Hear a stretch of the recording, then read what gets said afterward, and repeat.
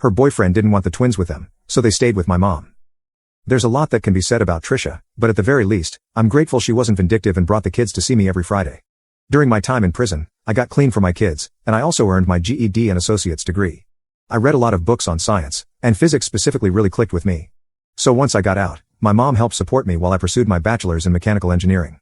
It took some time, but once I held a decent job and saved up, I moved my mom and kids out of the trailer park into a small house in the suburbs. My ex took the kids one weekend a month, even though her now husband still didn't like my kids. Fast forward to now, I recently bought cars for my kids, and my son took his when he visited his mother. The next day, my ex called me demanding I help out with her kids. She explained that they're struggling, and her husband's oldest daughter is now complaining about not having a car, and that it's not fair for the kids.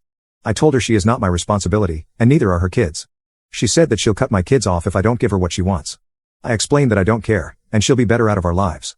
Later, my kids told me about a text they got from their stepsister saying they're being horrible siblings. Their mom then sent them a text asking if they could sell the cars. When they said no, she flipped out, saying she's going no contact and that she didn't raise them to be greedy brats. All things considered, my kids handled it as well as I could have hoped. My son sent her laughing emojis, and my daughter sent back something about her audacity to say she raised them. My ex texted me some more junk and said that if her kids starve, it's my fault. My ex is a horrible person, but her kids didn't do anything, and I don't wish that kind of environment on anyone. Should I give them some money? Update 1.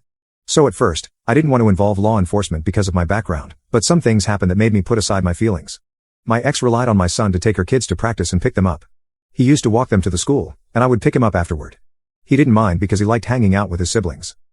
The next time he took them to practice, he talked with his mom inside her house for a while.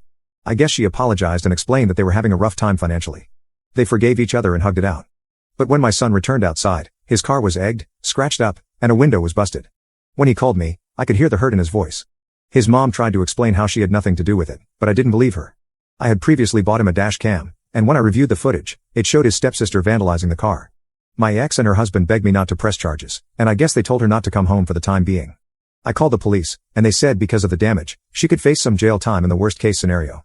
They told me they'll keep a lookout for her. I immediately took it to a mechanic, and they quoted me for about $1,000 worth of damages. I paid, and it's going to take about a week to fix.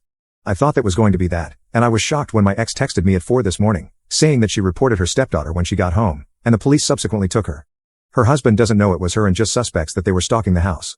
I'm shocked she did that, but I'm glad. I assume they're going to contact me later.